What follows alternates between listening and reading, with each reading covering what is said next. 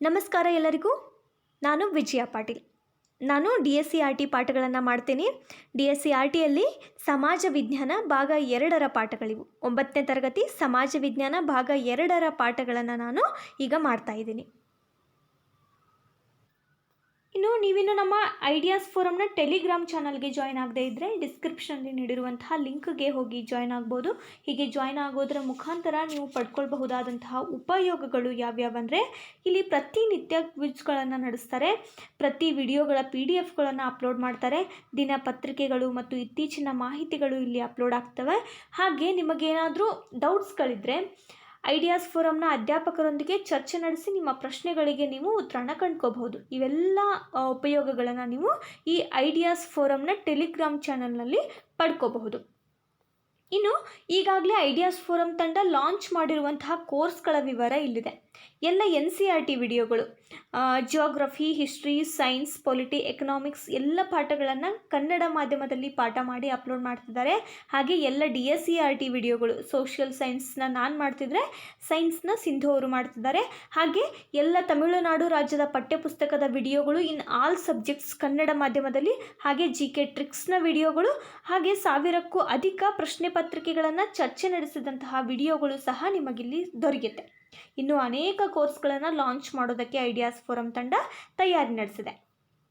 ಇಲ್ಲಿ ಇನ್ನೊಂದು ಆಪ್ಷನನ್ನು ತರ್ತಿದ್ದೀವಿ, ಅದು ಜಾಯಿನ್ ಆಪ್ಷನ್. ಈ ಜಾಯಿನ್ ಆಪ್ಷನ್ ಮೂಲಕ ನೀವು ನಮಗೆ ಸಹಾಯವನ್ನು ಮಾಡ್ಬೋದು. ಯಾಕಂದರೆ ಈಗಾಗಲೇ ನಾವು ಹಲವಾರು ಸ್ಕೀಮ್ಗಳಲ್ಲಿ NCERT, ಸ್ಟೇಟ್ ಬುಕ್ಸ್, 1000ಕ್ಕೂ ಹೆಚ್ಚಿನ ಪ್ರಶ್ನೆ ಪತ್ರಿಕೆಗಳನ್ನು ಚರ್ಚೆ ನಡೆಸೋದು, ಟೆಲಿಗ್ರಾಮ್ ಗ್ರೂಪ್ನಲ್ಲಿ ಪ್ರತಿನಿತ್ಯ ಪ್ರಶ್ನೆಗಳನ್ನು ಕೇಳೋದು, ಹೀಗೆ ಹಲವಾರು ಪ್ರಯತ್ನಗಳನ್ನು ಮಾಡ್ತಾ ಇದ್ದೀವಿ. ಇದಕ್ಕೆ ಟೆಕ್ನಾಲಜಿ ಅಳವಡಿಕೆಯೂ ಕೂಡ ಅಷ್ಟೇ ಇಂಪಾರ್ಟೆಂಟ್ ಆಗಿರುತ್ತೆ. ಅದಕ್ಕೆ ನಮಗೆ ಧನ ಸಹಾಯ ಬೇಕು. ಆದ್ದರಿಂದ ಇಲ್ಲಿ ಜಾಯಿನ್ ಆಪ್ಷನ್ ಮೂಲಕ ನೀವು ನಮಗೆ ಸಹಾಯವನ್ನು ಮಾಡಬಹುದು. ಇಲ್ಲಿ ಸಬ್ಸ್ಕ್ರೈಬ್ ಬಟನ್ ಪಕ್ಕದಲ್ಲಿ ಜಾಯಿನ್ ಬಟನನ್ನು ನೀವು ಪ್ರೆಸ್ ಮಾಡೋದರ ಮೂಲಕ ಇಲ್ಲಿ 4 ಸ್ಕೀಮ್ಗಳಲ್ಲಿ ನೀವು ನಮಗೆ ಸಹಾಯ ಮಾಡಬಹುದು. ಶಿಶು 29, ಕಿಶೋರ್ 59, ತರುಣ್ 159, ಗೋಲ್ಡನ್ ಸಪೋರ್ಟ್ ಮಾಡೋರಾದರೆ 599 ರೂಪಾಯಿಗಳನ್ನು ನೀವು ಈ ಫೋನ್ಪೇ ಅಥವಾ ಗೂಗಲ್ ಪೇ ನಂಬರ್ಗೆ ಸೆಂಡ್ ಮಾಡಬಹುದು. 8748814920 ಈ ನಂಬರ್ಗೆ ನೀವು ನಮಗೆ ಅಮೌಂಟನ್ನು ಕಳಿಸಿ ಸಹಾಯವನ್ನು ಮಾಡಬಹುದು. ಈ ಅಮೌಂಟನ್ನ ನಾವು ನಮ್ಮ ಟೆಕ್ನಾಲಜಿ ಅಳವಡಿಕೆಗೆ ಉಪಯೋಗ ಮಾಡ್ಕೊತೀವಿ. ಹಾಗೆ ಹೆಚ್ಚಿಗೆ ಬಂದಂತಹ ಹಣವನ್ನು ನಾವು ಬಡ ವಿದ್ಯಾರ್ಥಿಗಳ ಏಳಿಗೆಗಾಗಿ ಅಥವಾ ಅವರ ವಿದ್ಯಾಭ್ಯಾಸಕ್ಕಾಗಿ ಸಹಾಯವನ್ನು ಮಾಡ್ತೀವಿ. ಆದ್ದರಿಂದ ನಾವು ಸಹಾಯ ಮಾಡಿ ಅಂತ ನಿಮಗೆ ಕೇಳ್ಕೊತಿದ್ದೀವಿ. ಸಹಾಯ ಮಾಡೋಕ್ಕಾಗದೇ ಇರೋರು ಸಬ್ಸ್ಕ್ರೈಬ್ ಮಾಡೋದರ ಮೂಲಕ ನಿಮ್ಮ ಫ್ರೆಂಡ್ಸ್ಗಳಿಗೆ ನಮ್ಮ ವಿಡಿಯೋಸ್ಗಳನ್ನು ಶೇರ್ ಮಾಡೋದರ ಮೂಲಕ ನಮಗೆ ಬೆಂಬಲವನ್ನು ಸೂಚಿಸಬಹುದು.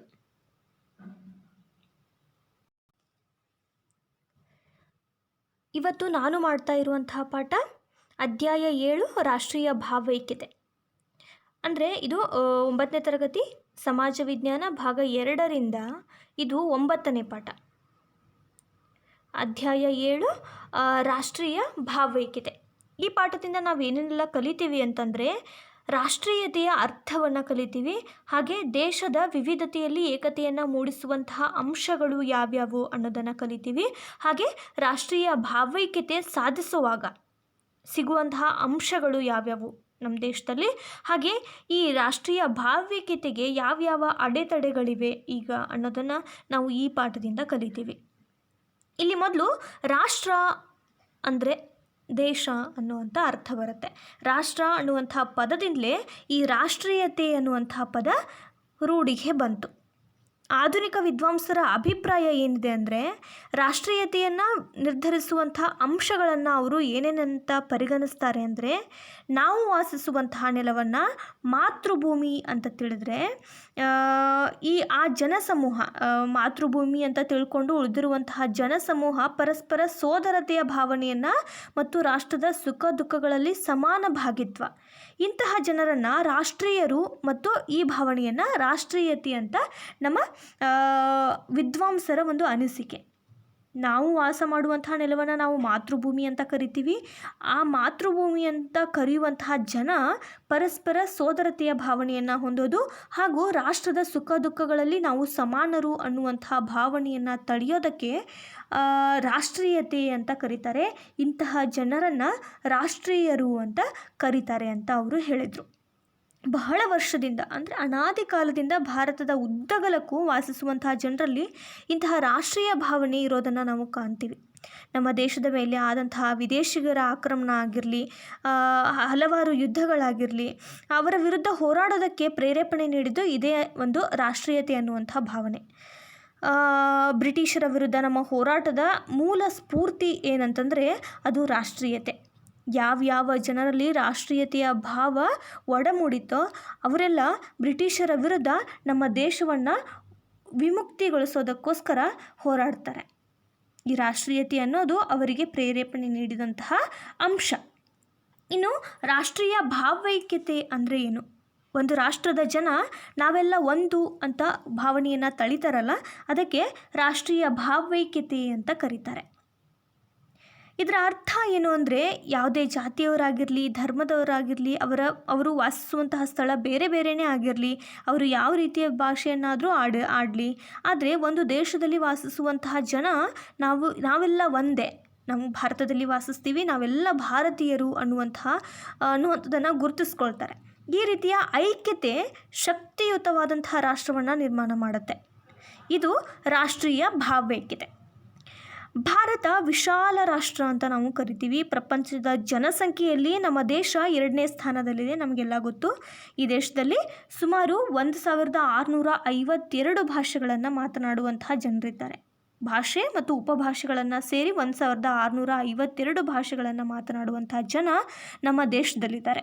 ಇದರಲ್ಲಿ 22 ಭಾಷೆಗಳನ್ನು ಅಧಿಕೃತ ಭಾಷೆಗಳು ಅಂತ ನಮ್ಮ ಸಂವಿಧಾನ ಅಂಗೀಕಾರ ಮಾಡಿದೆ. ನಮ್ಮ ದೇಶದಲ್ಲಿ ಹಲವಾರು ಧರ್ಮಗಳು ಸಹ ಇದೆ.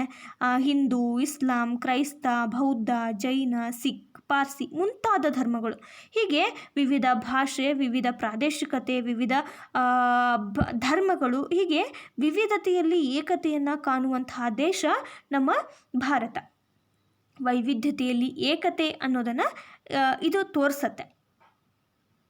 ಈ ಡಿಫ್ರೆಂಟ್ ಜನ ಒಂದೇ ಅಂತ ಭಾವಿಸ್ಕೊಂಡು ನಮ್ಮ ದೇಶದಲ್ಲಿ ಭಾರತೀಯರು ಅಂತ ವಾಸಿಸ್ತಾರೆ.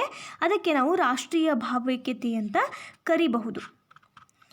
ಅದೇ ರೀತಿ ಇಲ್ಲಿ ಉಡುಗೆ ತೊಡುಗೆನೂ ಡಿಫ್ರೆಂಟ್ ಆಗಿರುತ್ತೆ, ಆಹಾರ ಪದ್ಧತಿ ಡಿಫ್ರೆಂಟ್ ಆಗಿರುತ್ತೆ, ಸಾಮಾಜಿಕ ವ್ಯವಸ್ಥೆ ಇದ್ದರೂ ಕೂಡ ನಾವೆಲ್ಲ ಒಂದೇ ಅನ್ನುವಂತಹ ಭಾವನೆಯನ್ನು ಉಳ್ಳವರಾಗಿರ್ತೀವಿ. ಭೌಗೋಳಿಕವಾಗಿ ಮತ್ತು ಐತಿಹಾಸಿಕವಾಗಿ ವೈವಿಧ್ಯತೆಯನ್ನು ಹೊಂದಿದ್ರೂ ಕೂಡ ರಾಜಕೀಯವಾಗಿ ನಾವು ಒಗ್ಗಟ್ಟು ತೋರಿಸ್ಕೊಳ್ತೀವಿ. ಪ್ರತಿ ಭಾಗವು ಒಂದೇ ಸಂವಿಧಾನದ ಅಡಿಯಲ್ಲಿ ಏನು ಮಾಡುತ್ತೆ, ಗುರುತಿಸಲ್ಪಡುತ್ತೆ. ಮತ್ತು ಒಂದೇ ಸಂವಿಧಾನದ ಅಡಿಯಲ್ಲಿ ಯಾವುದೋ ಒಂದು ಪ್ರದೇಶ, ಭಾರತದ ಯಾವುದೇ ಪ್ರದೇಶ, ಅಲ್ಲಿ ಯಾವುದೇ ರೀತಿಯ ಜನ ಇರಲಿ, ಯಾವುದೇ ರೀತಿಯ ಉಡುಗೆಯನ್ನು ತೊಡ್ತಿರಲಿ, ಯಾವುದೇ ರೀತಿಯ ಭಾಷೆಯನ್ನು ಮಾತಾಡ್ತಿರಲಿ, ಅಲ್ಲಿ ಒಂದೇ ಸಂವಿಧಾನ ಅದನ್ನೆಲ್ಲ ನಿಯಂತ್ರಣ ಮಾಡ್ತಾ ಇರುತ್ತೆ. ಇದನ್ನು ರಾಷ್ಟ್ರೀಯ ಭಾವೈಕ್ಯತೆ ಅಂತ ಕರಿಬಹುದು. ಮತ್ತು ವೈವಿಧ್ಯತೆಯಲ್ಲಿ ಏಕತೆ ಅಂತ ಕರಿತೀವಿ. ವೈವಿಧ್ಯತೆಯಲ್ಲಿ ಏಕತೆ ಅಂದರೆ ಭಾರತ ತನ್ನ ಅನೇಕ ವೈವಿಧ್ಯತೆಗಳ ನಡುವೆ ಕೂಡ ಐಕ್ಯತೆಯ ಮೂಲ ಬುನಾದಿಯನ್ನು ಹೊಂದಿದೆ. ಭೌಗೋಳಿಕ, ಸಾಮಾಜಿಕ, ಭಾಷೆ, ಸಂಪ್ರದಾಯ, ರಾಜಕೀಯ, ಧಾರ್ಮಿಕ, ಜನಾಂಗೀಯ ಹಾಗೂ ಸಂಸ್ಕೃತಿಗಳ ನಡುವೆ ಅನೇಕ ವೈವಿಧ್ಯತೆಯನ್ನು ಹೊಂದಿದ್ರೂ ಕೂಡ ಹಿಮಾಲಯದಿಂದ ಕನ್ಯಾಕುಮಾರಿಯವರೆಗೂ ಭಾರತೀಯರ ಜೀವನದ ವಿಧಾನಗಳಲ್ಲಿ ಏಕತೆಯ ಅಂಶಗಳನ್ನು ನಾವು ಕಾಣ್ಬೋದು. ಏಕರೀತಿಯ ಆಡಳಿತ ವ್ಯವಸ್ಥೆ ಇದೆ, ಸುಲಭ ಸಂಪರ್ಕ ಸಾಧನಗಳಿವೆ, ಆಧುನಿಕ ಶಿಕ್ಷಣ, ಕಾನೂನು ಪದ್ಧತಿಗಳು ಮುಂತಾದ ಅಂಶಗಳು ಏಕತೆಯ ಅಂಶವನ್ನು ತೋರಿಸ್ಕೊಡುತ್ತೆ. ಇದು ವೈವಿಧ್ಯತೆಯಲ್ಲಿ ಏಕತೆ. ಹೀಗೆ ಈ ವೈವಿಧ್ಯತೆಯಲ್ಲಿ ಏಕತೆಯನ್ನು ಮೂಡಿಸುವಂತಹ ಅಂಶಗಳು ಯಾವ್ಯಾವು ಅನ್ನೋದನ್ನು ನೋಡೋದಾದರೆ ಮೊದಲಿಗೆ ಬರೋದು ಭೌಗೋಳಿಕ ಐಕ್ಯತೆ. ಭಾರತ ಇತರ ರಾಷ್ಟ್ರಗಳಿಂದ ಬೇರ್ಪಡಿಸುವಂತಹ ಹಿಮಾಲಯ ಪರ್ವತ, ಬಂಗಾಳ ಕೊಲ್ಲಿ, ಹಿಂದೂ ಮಹಾಸಾಗರ, ಅರಬ್ಬಿ ಸಮುದ್ರ ಇವುಗಳು ಭಾರತವನ್ನು ನೈಸರ್ಗಿಕವಾಗಿ ಐಕ್ಯ ಮಾಡಿವೆ, ಒಂದೇ ಅಂತ ಮಾಡಿವೆ, ಒಂದೇ ಭೌಗೋಳಿಕ ಪ್ರದೇಶವನ್ನಾಗಿ ಮಾಡಿವೆ. ಭೌಗೋಳಿಕವಾಗಿ ವಾಸಿಸುವ ಜನ ಎಲ್ಲ ರಾಷ್ಟ್ರಗೀತೆಯನ್ನು ಹಾಡೋದು ರಾಷ್ಟ್ರೀಯ ಐಕ್ಯತೆಯನ್ನು ಸೂಚಿಸುತ್ತೆ. ಇದು ಭೌಗೋಳಿಕ ಐಕ್ಯತೆ. ಇನ್ನು ರಾಜಕೀಯ ಐಕ್ಯತೆಯನ್ನು ನೋಡೋದಾದರೆ, ಅನಾದಿ ಕಾಲದಿಂದ ಏಕರೂಪತೆಯನ್ನು ಹೊಂದಿರುವಂತಹ ಭಾರತ ಇಂದಿಗೂ ಕೂಡ ಒಂದೇ ಸಂವಿಧಾನವನ್ನು ಹೊಂದಿದೆ, ಒಂದೇ ರೀತಿಯ ಕಾನೂನು ವ್ಯವಸ್ಥೆ ಇದೆ, ಶಿಕ್ಷಣಕ್ಕೂ ಕ್ರಮ ಕೂಡ ಒಂದೇ ರೀತಿ ಇದೆ, ಏಕೀಕೃತ ನ್ಯಾಯಾಂಗ ವ್ಯವಸ್ಥೆ ಇದೆ, ಬಲಿಷ್ಠ ಕೇಂದ್ರ ಸರ್ಕಾರಗಳ ಆಡಳಿತಗಳಿಂದ ಏನಾಗಿದೆ, ರಾಜಕೀಯ ಐಕ್ಯತೆಯನ್ನು ಭಾರತ ಇಂದು ಸಾಧಿಸಿದೆ. ನಾವು ಭಾರತೀಯರು ಅನ್ನುವಂತಹ ರಾಜಕೀಯ ಗುರುತಿಸುವಿಕೆ ಜೊತೆಗೆ ಇಲ್ಲಿ ನೀಡುವಂತಹ ಶಿಕ್ಷಣ, ಕಾನೂನು, ಸಂಪರ್ಕ ಸಾಧನ ಮುಂತಾದ ಕ್ಷೇತ್ರಗಳು ಸರ್ವಮಾನ್ಯ ಮಾನದಂಡಗಳು ಅಂತ ನಮಗೆ ಕಾಣ್ತವೆ. ಇದು ರಾಜಕೀಯ ಐಕ್ಯತೆ. ಇನ್ನು ಧಾರ್ಮಿಕ ಐಕ್ಯತೆಯನ್ನು ನೋಡೋದಾದರೆ, ಭಾರತ ಅನೇಕ ಮತಗಳಿಂದ ಕೂಡಿದೆ. ನಾವೆಲ್ಲ ನೋಡ್ತೀವಿ, ಇಲ್ಲಿ ಹಿಂದೂಗಳಿದ್ದಾರೆ, ಬೌದ್ಧರಿದ್ದಾರೆ, ಜೈನ, ಸಿಖ್, ಕ್ರಿಶ್ಚಿಯನ್, ಇಸ್ಲಾಂ, ಪಾರ್ಸಿ ಮುಂತಾದ ಧರ್ಮಗಳನ್ನು ನಾವು ಭಾರತದಲ್ಲಿ ಕಾಣ್ತೀವಿ. ಪ್ರತಿಯೊಂದು ಧರ್ಮ ತನ್ನದೇ ಆದಂತಹ ವೈಶಿಷ್ಟ್ಯತೆಯಿಂದ ಕೂಡಿದೆ. ಪ್ರತಿಯೊಂದು ಧರ್ಮದವರು ಕೂಡ ಇನ್ನೊಂದು ಧರ್ಮವನ್ನು ಗುರುತಿಸ್ತಾರೆ, ಗೌರವಿಸ್ತಾರೆ. ಒಂದು ಮತದ ಜನತೆಯನ್ನು ಇನ್ನೊಂದು ಮತದ ಜನತೆ ತಮ್ಮೊಡನೆ ಭಾಗವಹಿಸೋದ್ರ ಮೂಲಕ ಐಕ್ಯತೆಯನ್ನು ಮೂಡಿಸ್ತಾರೆ. ಇದಲ್ಲದೆ ಸರ್ವಮತ ಸಮನ್ವಯತೆ ಎನ್ನುವಂತಹ ಒಂದು ಅಂಶ ನಮ್ಮ ಭಾರತದಲ್ಲಿ ಕಾಣಸಿಗತ್ತೆ. ಅಂದರೆ ಇಲ್ಲಿ ಭಾರತದಲ್ಲಿ ಎಲ್ಲ ಧರ್ಮಗಳು ಕೂಡ ಒಂದೇ, ಸಮಾನ ಎಲ್ಲ ಧರ್ಮದವರು ಸಮಾನರು, ಅಥವಾ ಭಾರತದಲ್ಲಿ ಎಲ್ಲ ಧರ್ಮದವರು ತಮ್ಮ ತಮ್ಮ ಮತ ಪಾಲಿಸುವಂತಹ ಸಮಾನ ಹಕ್ಕನ್ನು ಕಾನೂನುಬದ್ಧವಾಗಿ ಹೊಂದಿದ್ದಾರೆ. ಇದು ಧಾರ್ಮಿಕ ಐಕ್ಯತೆ. ಇನ್ನು ಭಾಷಾ ಐಕ್ಯತೆ. ಭಾರತ ಹಲವು ಭಾಷೆಗಳಿಂದ ಕೂಡಿದೆ. ಈಗ ಮೊದಲೇ ನಾವು ಓದಿದ್ವಿ, 1652 ಭಾಷೆ ಮತ್ತು ಉಪಭಾಷೆಗಳನ್ನು ಮಾತನಾಡುವಂತಹ ಜನ ನಮ್ಮ ದೇಶದಲ್ಲಿದ್ದಾರೆ. ಪ್ರತಿಯೊಂದು ರಾಜ್ಯ ತನ್ನದೇ ಆದಂತಹ ಭಾಷೆಯನ್ನು, ಸಾಹಿತ್ಯವನ್ನು ಹೊಂದಿದೆ. ಆದರೂ ಕೂಡ ಭಾಷೆಯಿಂದ ಐಕ್ಯತೆಗೆ ಧಕ್ಕೆ ಯಾವತ್ತೂ ಬಂದಿಲ್ಲ. ಒಂದು ಭಾಷೆಯ ಜನರು ಇತರ ಭಾಷೆಯನ್ನು ಗೌರವಿಸ್ತಾರೆ. ಇದು ಭಾಷಾ ಐಕ್ಯತೆ. ಇನ್ನು ಸಾಂಸ್ಕೃತಿಕ ಐಕ್ಯತೆ. ಹೇಗೆ ಭಾಷೆ ಡಿಫ್ರೆಂಟ್ ಆಗಿರುತ್ತೋ ಡಿಫ್ರೆಂಟ್ ರಾಜ್ಯಕ್ಕೆ, ಹಾಗೆ ಸಂಸ್ಕೃತಿ, ಅಲ್ಲಿರುವಂಥ ಸಾಹಿತ್ಯ ಎಲ್ಲವೂ ಕೂಡ ಬೇರೆ ಬೇರೆ ಆಗಿರುತ್ತೆ. ಭಾರತದಲ್ಲಿ ವಿವಿಧ ಜನಾಂಗಗಳನ್ನು ನಾವು ಕಾಣ್ತೀವಿ, ಧರ್ಮಗಳನ್ನು ಕಾಣ್ತೀವಿ. ಆದರೂ ಕೂಡ ಸಾಂಸ್ಕೃತಿಕ ಐಕ್ಯತೆಯನ್ನು ಕೂಡ ನಾವು ಕಾಣಬಹುದು. ವಿವಿಧ ಭಾಗದ ಜನರು ತಮ್ಮದೇ ಆದಂತಹ ಆಚಾರ ವಿಚಾರಗಳನ್ನು, ಸಂಪ್ರದಾಯಗಳನ್ನು, ವೇಷಭೂಷಣಗಳನ್ನು, ಆಹಾರ ಪದ್ಧತಿಯನ್ನು ರೂಢಿಸ್ಕೊಂಡಿದ್ರೂ ಕೂಡ ಎಲ್ಲರಲ್ಲಿಯೂ ಸಾಮ್ಯತೆಯನ್ನು ಕಾಣಬಹುದು, ಎಲ್ಲರಲ್ಲಿಯೂ ಸಾಮರಸ್ಯವನ್ನು ಕೂಡ ಕಾಣಬಹುದು. ಇದು ಸಾಂಸ್ಕೃತಿಕ ಐಕ್ಯತೆ. ಈ ಭೌಗೋಳಿಕ ಐಕ್ಯತೆ ಆಗಿರಲಿ, ರಾಜಕೀಯ ಐಕ್ಯತೆ ಆಗಿರಲಿ, ಧಾರ್ಮಿಕ ಐಕ್ಯತೆ, ಭಾಷಾ ಐಕ್ಯತೆ ಮತ್ತು ಸಾಂಸ್ಕೃತಿಕ ಐಕ್ಯತೆ ಇವೆಲ್ಲವುಗಳು ಕೂಡ ವಿವಿಧತೆಯಲ್ಲಿ ಐಕ್ಯತೆಯನ್ನು ಮೂಡಿಸುವಂತಹ ಅಂಶಗಳು ಅನ್ನೋದನ್ನು ನಾವಿಲ್ಲಿ ಕಲಿತ್ವಿ.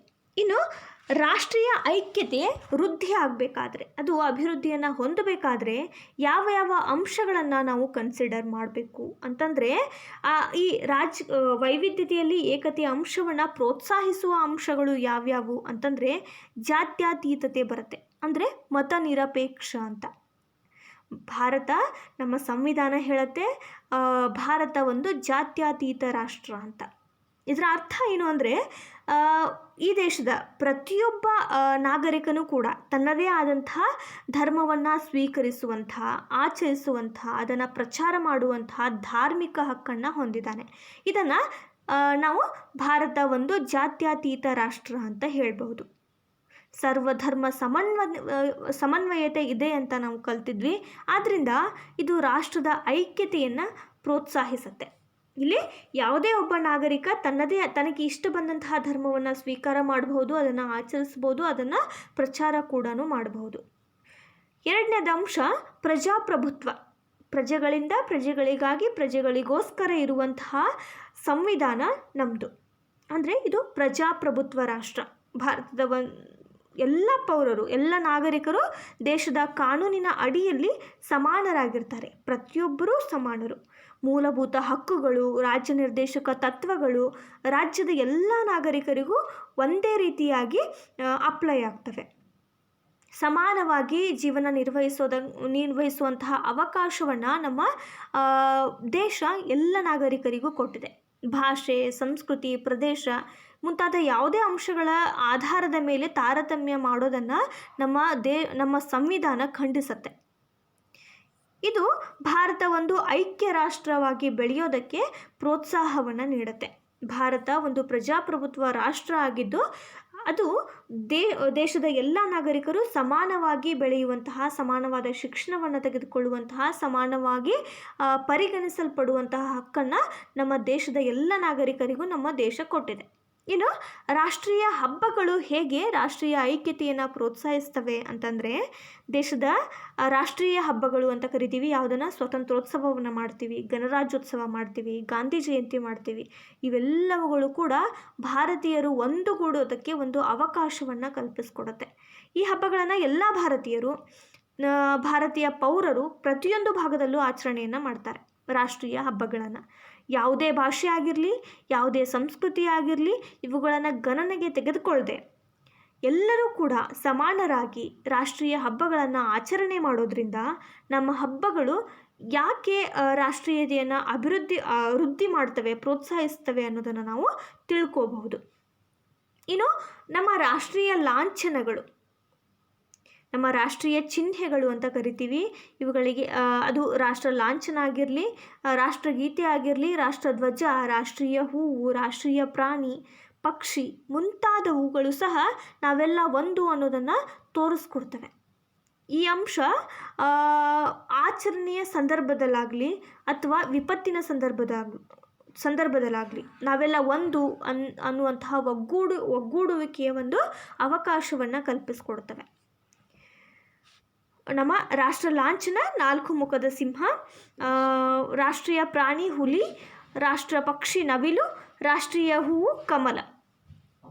ಇನ್ನು ಪರಸ್ಪರ ಅನ್ಯೋನ್ಯತೆ, ಕೇಂದ್ರ ಮತ್ತು ರಾಜ್ಯ ಸರ್ಕಾರಗಳು ಸಾಮಾನ್ಯ ಧ್ಯೇಯೋದ್ದೇಶಗಳನ್ನು ಹೊಂದೋದ್ರ ಮೂಲಕ ಕಾರ್ಯಸಾಧನೆಯನ್ನು ಮಾಡ್ತವೆ. ರಾಷ್ಟ್ರದ ಪ್ರತಿಯೊಂದು ಭಾಗವೂ ಕೂಡ ಇನ್ನೊಂದು ಭಾಗದ ಮೇಲೆ ಅವಲಂಬಿತ ಆಗಿರುತ್ತೆ. ಆಯಾ ಭಾಗದ ಉತ್ಪಾದನೆಗಳು ಆರ್ಥಿಕ ಬೆಳವಣಿಗೆಯನ್ನು ಒಳಗೊಂಡಿರ್ತವೆ. ಉದಾಹರಣೆಗೆ ಹೇಳಬೇಕಂದ್ರೆ, ಪಂಜಾಬ್ನಲ್ಲಿ ಗೋಧಿಯನ್ನು ಬೆಳೆದ್ರೆ ತಮಿಳುನಾಡಿನಲ್ಲಿ ಅದು ಮಾರಾಟ ಆಗುತ್ತೆ. ಹತ್ತಿ ಗುಜರಾತ್ನಲ್ಲಿ ಬೆಳೆದ್ರೆ ಬಿಹಾರ್ನಲ್ಲಿ ಮಾರಾಟ ಆಗುತ್ತೆ. ಆದ್ದರಿಂದ ಯಾವುದೇ ಒಂದು ಭಾಗ ಇತರೆ ಭಾಗದ ಮೇಲೆ ಅವಲಂಬಿತ ಆಗಿರುತ್ತೆ, ಡಿಪೆಂಡೆಂಟ್ ಇರುತ್ತೆ. ಯಾವುದೇ ಒಂದು ರಾಜ್ಯ ಆಗಿರಲಿ, ದೇಶ ಆಗಿರಲಿ ಸಂಪೂರ್ಣ ಸ್ವಾವಲಂಬಿ ಆಗೋದಕ್ಕೆ ಸಾಧ್ಯ ಇಲ್ಲ. ಈ ಅಂಶ ಕೂಡ ನಾವೆಲ್ಲ ಒಂದೇ ರಾಷ್ಟ್ರದವರು ಅನ್ನುವಂತಹ ಭಾವನೆಯನ್ನು ಬೆಳೆಸುತ್ತೆ. ಪರಸ್ಪರ ಅನ್ಯೋನ್ಯತೆಯು ಕೂಡ ಒಂದು ರಾಷ್ಟ್ರೀಯ ಐಕ್ಯತೆಯನ್ನು ಪ್ರೋತ್ಸಾಹಿಸುವಂತಹ ಅಂಶ. ಇಲ್ಲಿ ಏನೇನು ಬಂತು? ರಾಷ್ಟ್ರೀಯ ಲಾಂಛನಗಳು, ರಾಷ್ಟ್ರೀಯ ಹಬ್ಬಗಳು, ಪ್ರಜಾಪ್ರಭುತ್ವ ಮತ್ತು ಜಾತ್ಯತೀತತೆ, ಮತ ನಿರಪೇಕ್ಷ. ಯಾವುದೇ ಒಂದು ದೇಶದ ಯಾವುದೇ ಒಬ್ಬ ನಾಗರಿಕ ತನಗೆ ಇಷ್ಟ ಬಂದಂತಹ ಒಂದು ಧರ್ಮವನ್ನು ಪಾಲಿಸಬಹುದು ಅನ್ನುವಂತಹ ಧಾರ್ಮಿಕ ಹಕ್ಕನ್ನು ಹೊಂದಿರ್ತಾನೆ. ಪ್ರಜಾಪ್ರಭುತ್ವ ರಾಷ್ಟ್ರ ಆಗಿರೋದ್ರಿಂದ ಪ್ರಜಾಪ್ರಭುತ್ವದ ಅಡಿಯಲ್ಲಿ, ಕಾನೂನಿನ ಅಡಿಯಲ್ಲಿ ಪ್ರತಿಯೊಬ್ಬ ನಾಗರಿಕನು ಸಮಾನವಾಗಿ ಬದುಕುವಂತಹ ಹಕ್ಕನ್ನು ಹೊಂದಿರ್ತಾನೆ. ರಾಷ್ಟ್ರೀಯ ಹಬ್ಬಗಳು ಏನು ಮಾಡ್ತವೆ? ಜನರನ್ನು ಒಂದುಗೂಡಿಸ್ತವೆ. ರಾಷ್ಟ್ರೀಯ ಲಾಂಛನಗಳು ನಾವೆಲ್ಲ ಒಂದು ಅನ್ನುವಂತಹ ಒಂದು ಭಾವನೆಯನ್ನು ಬೆಳೆಸ್ತವೆ. ಹೀಗೆ ಪರಸ್ಪರ ಅನ್ಯೋನ್ಯತೆ ಅನ್ನುವಂತಹ ಅಂಶವೂ ಕೂಡ ಈ ರಾಜ್ಯಗಳ ನಡುವೆ ಇರುವಂತಹ ಸಂಬಂಧವನ್ನು, ಅನ್ಯೋನ್ಯತೆಯನ್ನು ತಿಳಿಸ್ಕೊಡುತ್ತೆ. ಇದು ರಾಷ್ಟ್ರೀಯ ಐಕ್ಯತೆಯನ್ನು ಪ್ರೋತ್ಸಾಹಿಸುವಂತಹ ಅಂಶಗಳು. ಇನ್ನು ಅದಕ್ಕಿರುವಂತಹ ಅಡೆತಡೆಗಳು ಏನೇನು ಅನ್ನೋದನ್ನು ನೋಡೋದಾದರೆ, ದೇಶದಲ್ಲಿ ಕೋಮುಗಲಭೆಗಳು, ವಿವಿಧ ಕೋಮುಗಳ ಜನರು ತಮ್ಮ ಕೋಮುಗಳಿಗೆ ಅಥವಾ ಮತಗಳಿಗೆ, ತಾವು ಆಚರಿಸುವಂತಹ ಧರ್ಮಗಳಿಗೆ ಸಂಬಂಧಿಸಿದಂತೆ ಸಂಘಟನೆಯನ್ನು ಹೊಂದಿರ್ತಾರೆ. ತಮ್ಮ ಕೋಮುಗಳನ್ನು ಸಂಘಟಿಸೋದು, ಒಂದು ಕಡೆ ಪ್ರೋಗ್ರಾಮ್ಸ್ಗಳನ್ನು ಮಾಡೋದು, ಅದಕ್ಕೆ ಸಂಬಂಧಿಸಿದಂತಹ ಒಂದು ಅಂಶಗಳನ್ನು ತೀವ್ರವಾಗಿ ಪ್ರತಿಪಾದನೆಗೆ ತರೋದು, ಇದು ರಾಷ್ಟ್ರೀಯ ಸಮಗ್ರತೆಯನ್ನು ಕದಡುತ್ತೆ. ಇನ್ನು ದೇಶದ ಹಲವಾರು ಭಾಷೆಗಳು ಇಂದು ಅಸ್ತಿತ್ವದಲ್ಲಿವೆ. ದೇಶದಲ್ಲಿ ಹಲವಾರು ಭಾಷೆಗಳಿವೆ, ಹಲವಾರು ಭಾಷೆಗಳನ್ನು ಆಡುವಂಥ ಜನರಿದ್ದಾರೆ. ಆದ್ದರಿಂದ ಅಂಧ ಪ್ರಾದೇಶಿಕ ಭಾಷಾಭಿಮಾನ ಅಂತ ಬರುತ್ತೆ. ಅಂದರೆ ಅವರಿಗೆ ಬೇರೆ ರಾಜ್ಯದ ಬಗ್ಗೆ ಒಂದು ಕೀಳಾದ ಮನೋಭಾವನೆ ಇರೋದು. ನಮ್ಮ ರಾಜ್ಯನೇ ಶ್ರೇಷ್ಠ ಅನ್ನುವಂಥ ಅಂಧ ಪ್ರಾದೇಶಿಕ ಭಾಷಾಭಿಮಾನ ಏನು ಮಾಡುತ್ತೆ? ದೇಶದಲ್ಲಿ ಐಕ್ಯತೆಗೆ ಕುಂದು ತರುತ್ತೆ. ದೇಶದಲ್ಲಿ ಹಲವಾರು ಜಾತಿಗಳಿವೆ. ಜಾತಿಯ ಮನೋಭಾವ ಇರುವಂತಹ ಹಾಗೆ ಪ್ರಾಂತೀಯ ಮನೋಭಾವ ಕೂಡ ಇರಬಹುದು. ನಮ್ಮ ರಾಜ್ಯ, ನಮ್ಮ ಪ್ರದೇಶ ಅನ್ನುವಂತಹ ಪ್ರಾಂತೀಯ ಮನೋಭಾವನೆ ಏನು ಮಾಡುತ್ತೆ? ರಾಷ್ಟ್ರೀಯ ಐಕ್ಯತೆಗೆ ಸಮಸ್ಯೆಯನ್ನು ಉಂಟು ಮಾಡುತ್ತೆ. ಹೀಗೆ ದೇಶದಲ್ಲಿ ಹಲವಾರು ಜಾತಿಗಳು, ಜಾತಿ ಸಂಘಟನೆಗಳು ಇವುಗಳನ್ನು ರೂಪಿಸ್ಕೊಂಡಂತಹ ಜನ ಏನು ಮಾಡ್ತಾರೆ? ಜಾತಿಯ ಮನೋಭಾವನೆಯನ್ನು ಹೆಚ್ಚಿಸ್ಕೊಳ್ತಾರೆ. ಇದರಿಂದ ರಾಷ್ಟ್ರೀಯ ಐಕ್ಯತೆಗೆ ಕುಂದು ಬರುತ್ತೆ. ಇನ್ನು ಅಂತರ್ ರಾಜ್ಯಗಳಲ್ಲಿನ ಗಡಿ ವಿವಾದಗಳು, ಜಲ ವಿವಾದಗಳು, ಹಾಗೆ ಭಾಷಾ ವಿವಾದಗಳು, ಇವುಗಳು ಕೂಡ ರಾಷ್ಟ್ರೀಯ ಸಮಗ್ರತೆಗೆ ಸಮಸ್ಯೆಯನ್ನು ಉಂಟು ಮಾಡುತ್ತೆ. ಈಗ ಬೆಳಗಾವಿ ಮತ್ತು ಮಹಾರಾಷ್ಟ್ರಗಳ ನಡುವೆ ಭಾಷೆಗಳಲ್ಲಾಗಲಿ, ಪ್ರಾದೇಶಿಕ ಗಡಿ ಸಮಸ್ಯೆ ಆಗಿರಲಿ ಇದೆ. ಹಾಗೆ ತಮಿಳುನಾಡು ಮತ್ತು ಕರ್ನಾಟಕದೊಂದಿಗೆ ಜಲ ಸಮಸ್ಯೆಯನ್ನು ನಾವು ಕಾಣಬಹುದು. ಹೀಗೆ ಹಲವಾರು ಗಡಿ ವಿವಾದಗಳು, ಜಲ ವಿವಾದಗಳು, ಭಾಷಾ ವಿವಾದಗಳು ಏನು ಮಾಡ್ತವೆ, ರಾಜ್ಯಗಳ ನಡುವೆ ಕೋಮು ಗಲಭೆಗಳನ್ನು ಉಂಟು ಮಾಡ್ತವೆ. ಇಲ್ಲಿ ರಾಷ್ಟ್ರೀಯ ಐಕ್ಯತೆಗೆ ಅಡೆತಡೆಗಳು ಉಂಟಾಗುತ್ತೆ. ಇವೆಲ್ಲ ಅಂಶಗಳು ರಾಷ್ಟ್ರೀಯ ಐಕ್ಯತೆಗೆ ಅಡೆತಡೆಯನ್ನು ತರುವಂತಹ ಅಂಶಗಳು. ಇದಲ್ಲದೆ ಭಯೋತ್ಪಾದನೆ ಆಗಿರಲಿ, ಅಸ್ಪೃಶ್ಯತೆ ಆಗಿರಲಿ, ರಾಜಕಾರಣದಲ್ಲಿನಂತಹ ಇಚ್ಛಾಶಕ್ತಿಯ ಕೊರತೆ ಆಗಿರಲಿ, ಜನರಲ್ಲಿನ ಅಜಾಗರೂಕತೆ, ಇವೆಲ್ಲ ಅಂಶಗಳು ರಾಷ್ಟ್ರೀಯ ಐಕ್ಯತೆಯ ಇರುವಂತಹ ಅಡೆತಡೆಗಳು. ಆದರೂ ಈಗಾಗಲೇ ನಾವು ನೋಡಿದ್ವಿ, ವಿವಿಧ ಮತವರ್ಗಗಳು, ಜನಾಂಗದವರು ಎಲ್ಲರೂ ಇದ್ದರೂ ಕೂಡ ಪ್ರತಿಯೊಂದು ವರ್ಗವು ಇನ್ನೊಂದು ವರ್ಗವನ್ನು ಹಾಗೆ ಬೋಧಕರನ್ನು ಗೌರವಿಸಬೇಕು, ಪ್ರೀತಿಸಬೇಕು. ಪ್ರತಿಯೊಂದು ಧರ್ಮದ ಪವಿತ್ರ ದಿನಗಳಲ್ಲಿ, ಹಬ್ಬ ಹರಿದಿನಗಳಲ್ಲಿ ಪರಸ್ಪರ ಸಹಕಾರ ಇರಬೇಕು.